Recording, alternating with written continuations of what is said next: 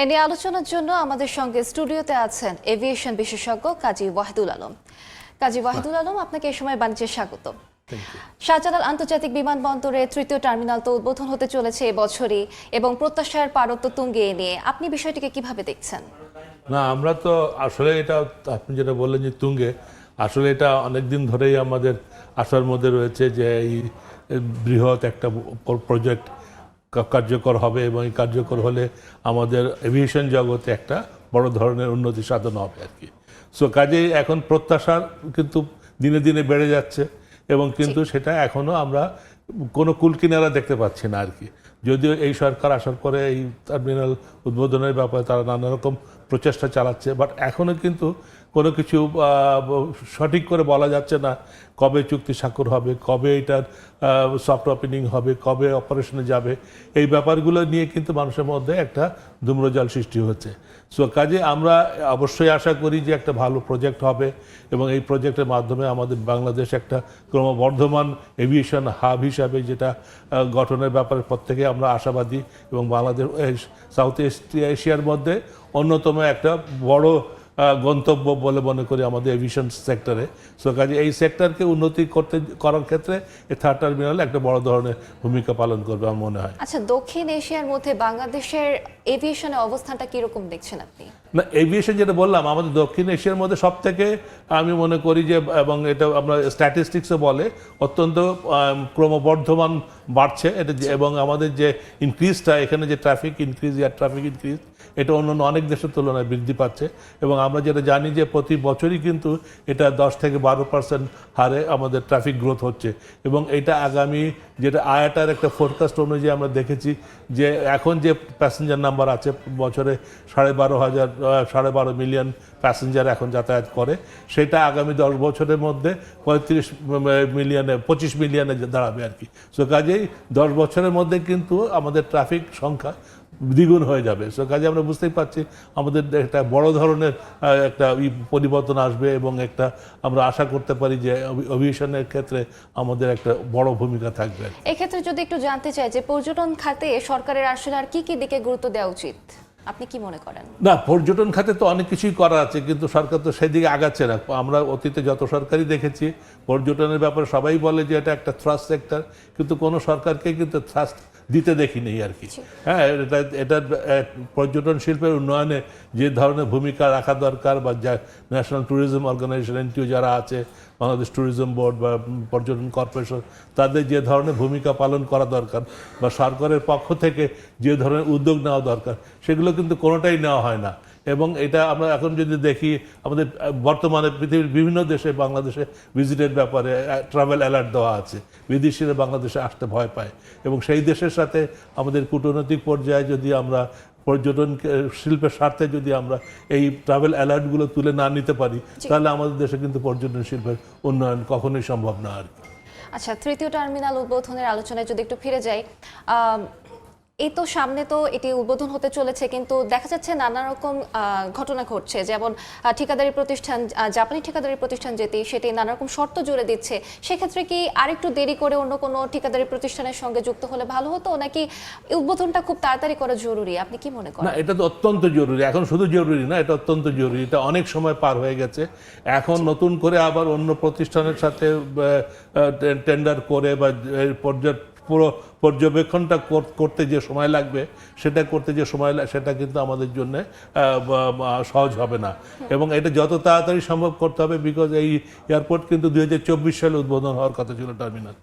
24-এর পরে 25 গেছে, 26 যেতে চললো এবং 26-এও এটা হবে কিনা পুরোপুরি মানে অপারেশনাল হবে কিনা সে ব্যাপারে সন্দেহ আছে। সো কাজে এরপরে যদি এটা আরও বেশি দেরি হয় তাহলে কিন্তু এই এয়ারপোর্টে যেসব ইনস্টলেশনস আছে, যেসব ইকুইপমেন্টস আছে, যেসব অত্যন্ত সূক্ষ্ম বৈদ্যুতিক জিনিসপত্র আছে সেই জিনিসগুলো কিন্তু ব্যবহারের অনুপযোগী হয়ে যাবে। সো কাজে এটা যত তাড়াতাড়ি সম্ভব এখন এটাকে উদ্বোধন করার ব্যাপারে, অপারেশনাল করার ব্যাপারে উদ্যোগ নিতে হবে এবং এই সরকার এই ক্ষমতা আসার পরপরই কিন্তু তারা এ ব্যাপারে উদ্যোগী হয়েছে এবং জাপানিজ প্রতিষ্ঠানের সাথে যেহেতু তার জাপানিজরা আগে থেকে এটার ব্যাপারে তাদের প্রস্তুতি কিছুটা ছিল, তাদের সাথে আলাপ আলোচনা করে এটাকে একটা পর্যায়ে নিয়ে যেতে চেষ্টা করছে যাতে করে যত তাড়াতাড়ি সম্ভব এটা উদ্বোধন করা যায়।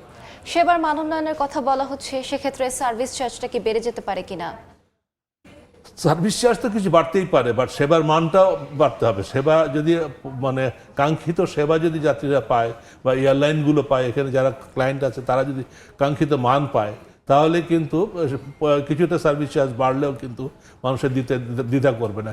কিন্তু আমাদের তো ঢাকা শাহজালাল আন্তর্জাতিক বিমানবন্দর নানা রকম অভিযোগ আছে, ট্রলি পাওয়া যায় না, লাগেজ ঠিক মতো আসে না, ঘন্টার পর ঘন্টা দাঁড়িয়ে থাকতে হয়, সেখানে প্যাসেঞ্জারদের দুর্ভোগ পোহাতে হয়, প্যাসেঞ্জারদের সাথে যারা যাত্রী হয়রানি হয়। এই হয়রানিগুলো যদি না হয়, এই মানুষ যদি স্বাচ্ছন্দ্যে যাতায়াত করতে পারে, ওখানে সব কিছু ইকুইপমেন্টস অ্যাপারেটাস যদি সব পাওয়া যায়, সেই ক্ষেত্রে কিন্তু ওই কিছুটা যদি বাড়েও ফি, সেটা আমার মনে হয় খুব একটা গায়ে লাগবে না। জি, এয়ারলাইন্স এবং কার্গো পরিচালনা বাড়ানোর কথা বলা হচ্ছে, সেক্ষেত্রে কি ভাড়া কমতে পারে? এয়ারলাইন্স যদি বেড়ে যায় স্বাভাবিকভাবে, আমরা জানি যে এয়ারলাইনের ফেয়ার কিন্তু এয়ার ফেয়ার সবসময় ডিপেন্ড করে ডিমান্ড অ্যান্ড সাপ্লাইয়ের উপরে। আমাদের এখানে যেমন এখন প্যাসেঞ্জারদের ডিমান্ড ইজ ভেরি হাই, সেই তুলনায় airline seat supply is low. So কাজে এইটা এখন আমাদের সাপ্লায়ার্স মার্কেট হয়ে গেছে, মানে এয়ারলাইন তারা মার্কেটটাকে ডিকটেট করে। যখনই এই ডিমান্ডটা কমে আসবে এবং সাথে সাথে এয়ারলাইনের সংখ্যা বাড়বে, সিট নাম্বার বাড়বে, স্বাভাবিকভাবে ডিমান্ড কমে যাবে এবং তখন সিটের প্রতি যে মানুষের যে চাহিদা সেটা কমে যাওয়ার সাথে সাথে কিন্তু বিমান ভাড়াও কমে আসবে। সো কাজে যত বেশি সংখ্যক এয়ারলাইনকে এখানে আনা যায়, এবং বিশেষ করে আমাদের ন্যাশনাল ক্যারিয়ার বিমান বাংলাদেশ এয়ারলাইন বা অন্যান্য আমাদের প্রাইভেট এয়ারলাইন যারা আছে, তাদের প্যাসেঞ্জার পরিবহনের সক্ষমতাকে আরও বাড়াতে হবে, তাদেরকে সুযোগ সুবিধা সৃষ্টি করতে হবে। তাহলে তাতে করে হবে কি যে মানুষ তাদের পছন্দ বাড়বে, যত অপশন বাড়বে স্বাভাবিকভাবে তাদেরকে ফেয়ার কমবে এবং স্বাচ্ছন্দ্য বোধ করবে, সার্ভিসটা আরও ভালো হবে আর কি। এক্ষেত্রে কি কর্মসংস্থান বাড়তে পারে কিনা? অবশ্যই বাড়বে।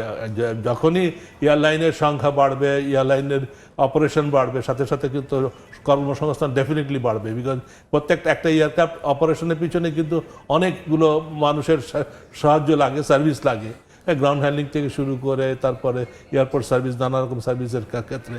সো কাজে স্বাভাবিকভাবেই কিন্তু যখনই স্ট্যান্ডার্ড বাড়বে, সার্ভিস বাড়বে, এয়ারলাইনের সংখ্যা বাড়বে, প্যাসেঞ্জার বাড়বে, সাথে সাথে মানে দক্ষ জনবল লাগবে, হ্যান্ডলিং ক্যাপাসিটি বাড়বে। সো কাজে হিউম্যান রিসোর্স অনেক গুণ বেড়ে যাবে আর কি।